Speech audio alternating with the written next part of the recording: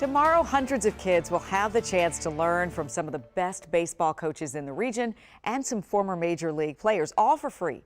This baseball clinic will honor a local high school star who passed away in a tragic accident last summer. Our Casey Nolan spoke to his father, who is making all of this happen.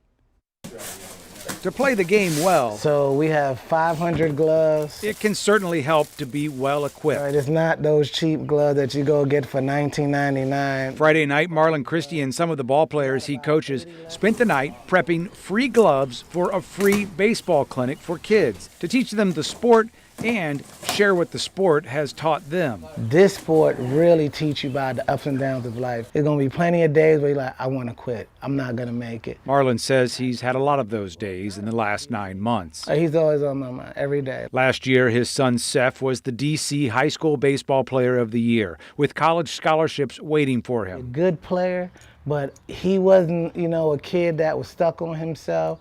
He was joyful. In August, Seth's body was pulled from the Potomac after what his family believes was a boating accident. Authorities say witnesses saw him struggling to make it to shore before going under. My son was my best friend. It's a big piece of my heart that's broken.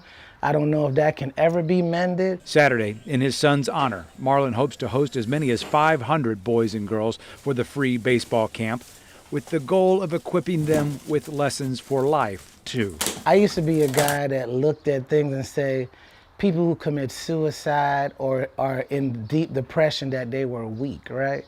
And then I found myself in a state where I was sinking in the bed. I didn't want to get out. They're not weak.